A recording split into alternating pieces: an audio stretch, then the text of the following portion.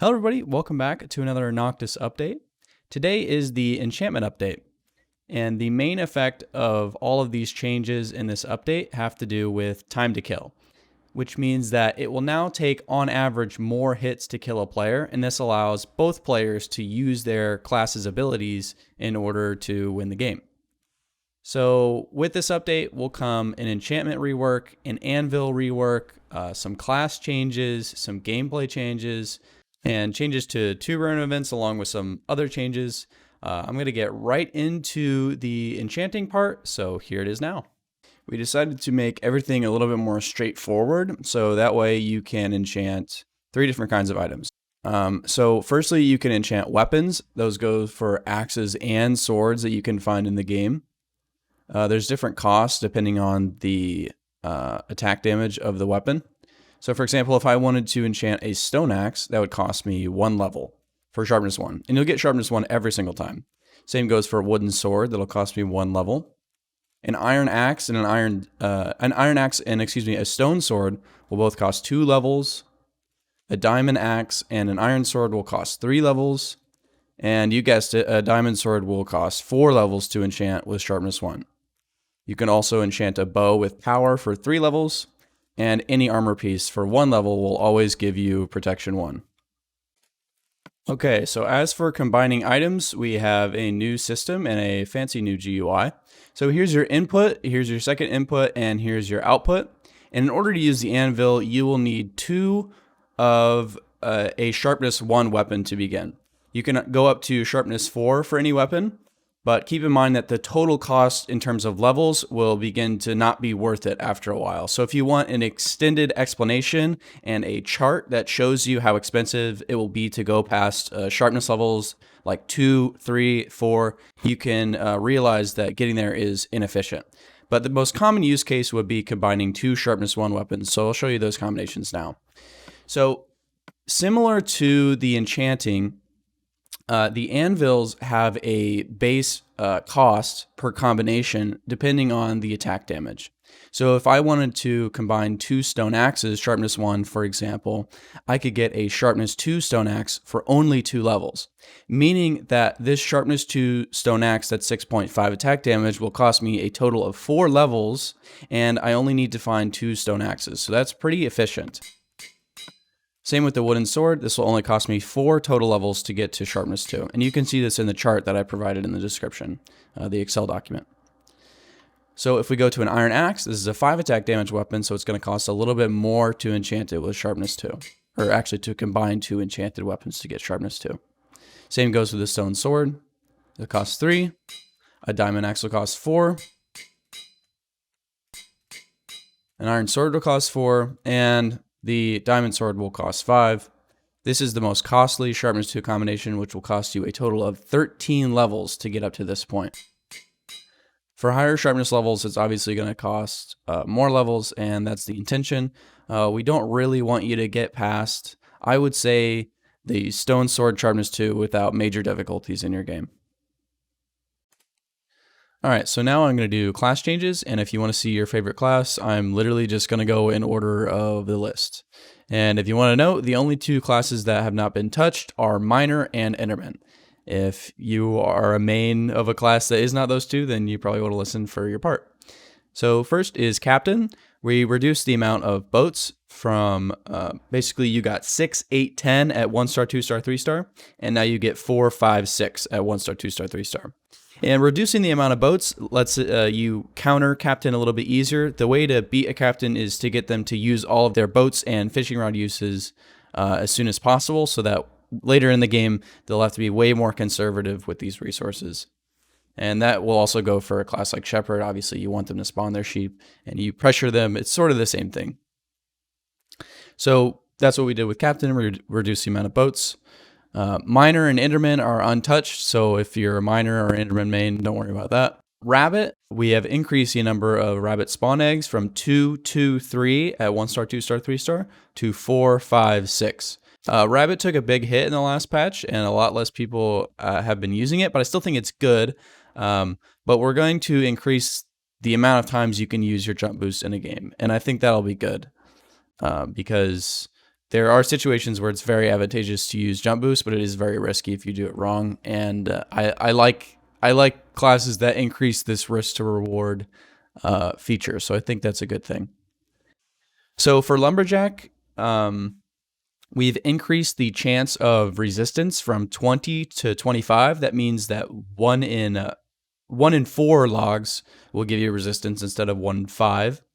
We've extended the resistance times from 7, 8, 9 seconds at 1 star, 2 star, 3 star to 8, 10, 12 seconds. And we've increased the efficiency on the axes. Now at 2 star and 3 star, we've had to nerf the axe to adjust for our weapons balancing. So now it's an iron sword efficiency 4, followed by an iron axe efficiency 4, followed by iron axe efficiency 5, and then diamond axe efficiency 5. So I think in the late game, Lumberjack will actually have a presence and is definitely winnable. Obviously, with Lumberjack, you want to craft that Protection 1 chainmail armor right off the bat. Go right to a crafting table, and then you will have an advantage over the person you're fighting just because they might not find a stone sword. You know what I mean? Like, you already get an iron axe out of the class right away. And if you have it upgraded all the way, you have the diamond axe. So Lumberjack is probably going to be pretty good again, I would imagine. Okay, so for Turtle, we wanted to nerf that sword. We don't want to give that good of a sword to Turtle just because it's a sort of a tanky defensive class. So we nerfed the sword to a stone sword unbreaking 1 at all levels. And as for the potions, we have scaled them up. So now, instead of getting 3, 3, 4 potions at 1 star, 2 star, 3 star, you get 6, then 7, then 8. So you have more chances to sort of protect yourself, I guess, as Turtle. The strategy with Turtle is to get into a closed space, force someone into an uncomfortable situation, and then beat them while you're at low health. Because your Turtle's passive is that you block more health the lower you are. Okay, so Shepherd, all we pretty much had to do with Shepherd, well, we did a couple of things actually. So we increased the sheep health from 10 HP to 20 HP, so it'll take twice as long to kill them. We've heard a lot of complaints that it's very easy to kill the sheep. But with that, we decreased the regen time from 10 seconds to 8 seconds. And we have decreased the sharpness level on the crooks to sharpness 4 instead of sharpness 5. Obviously, sharpness 5, 1.25 times 6, that's 6.25, right? And then sharpness 4 is 1.25 times 4, which is 5. So 5 attack damage, it's the equivalent of a stone sword right out of the box. I think that's pretty good for a healing class, especially considering that it might take you a minute to, like I said earlier, find a stone sword in chests. Okay, so Nether Mage pretty much follows with our weapon changes. We've reduced the sharpness 3 axe to a sharpness 2, bringing it from 6.75 attack damage down to 5.5. Same thing with Cryo. We brought Cryo down to 5.5 instead of the 6.75. We've increased the debuff duration, or actually we've We've increased the cooldown, so the cooldown for throwing any snowball at any tier will be 4 seconds. So that's a powered snowball, regular snowball. If you throw one, you will have to wait 4 seconds before you throw another one. The debuff duration has been changed. So here are the times previously. It was 1.5 seconds of slowness, 2 seconds of slowness, and then 2.5 seconds of slowness on your regular snowball, or actually on any snowball. And now we've decreased that to 1 second, 1.25 seconds, and 1.5 seconds. We found that with the old Cryomancer, you were able to spam long duration, it's seemingly long duration snowballs too frequently. So we nerfed both the cooldown and the duration, so that the duration is less and the cooldown is longer. That's the basics of it. With Robinhood, if you land a shot, you now have a 5% chance to get 20 gold back. This is a cool way that we wanted to incorporate gold gaining with Robinhood to actually get you to use your shots.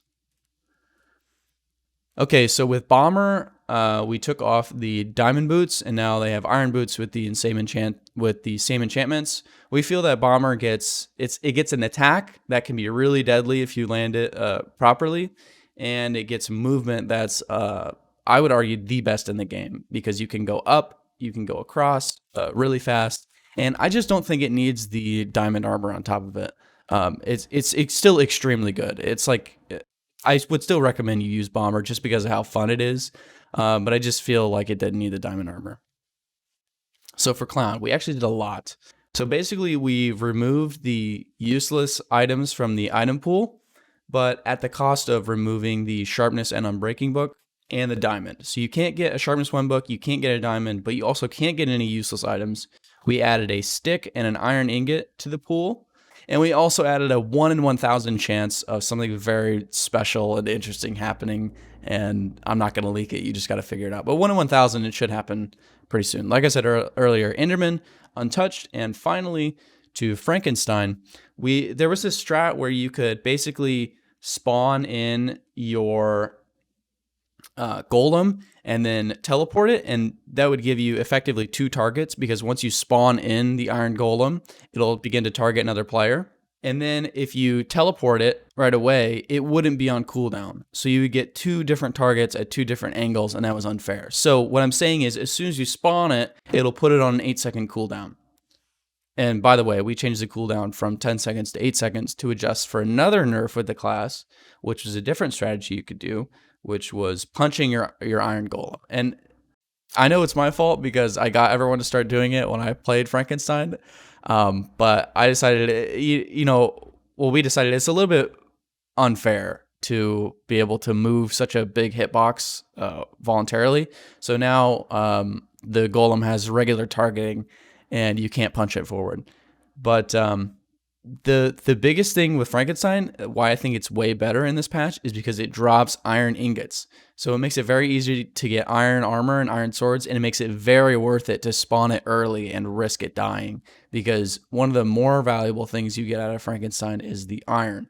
So if you see a Frankenstein farming iron, you want to interrupt that as soon as possible. So that does it for the class changes. And now to review the final changes. So for chest refill, we're now going to give an increased chance for regeneration 3 potions for 3 seconds, which will heal you for 5 HP.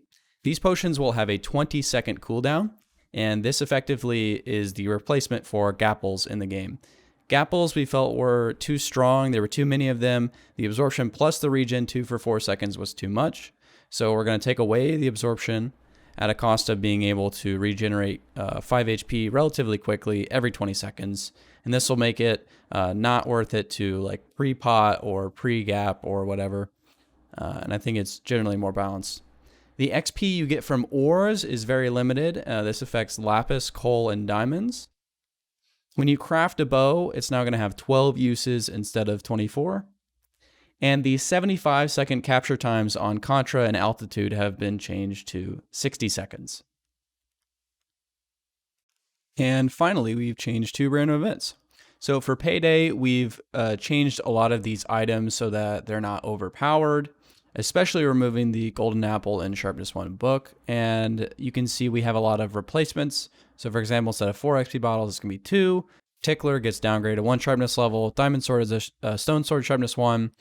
Diamond to Iron Ingot, and then removing the protection from the Iron Leggings. Really similar to our changes with Supply Drop, we have changed a lot of the items, as in we've nerfed them, and we've caused the diamonds and iron that shoots out from the Supply Drop to not stack together, so it's randomly spread in the radius around the Supply Drop. We've also added a drinkable speed potion, a splashable health potion, a fishing rod, a bow, and a flint and steel to compensate for removing the fire sword and the fire bow. Obviously, removing those gapples there. And so I think these random events are more in tune with how the game will work now, and I think they're good changes. All right, that's going to do it for this update. If you guys want to play on the server, you can play at play.noctas.net or join the Discord at noctas.net/discord. Thank you guys for watching. If you want to support the channel, make sure to leave a like and comment. What's your favorite part about this update, or what do you wish was in this update? let me know, and I will see you guys later. Bye-bye.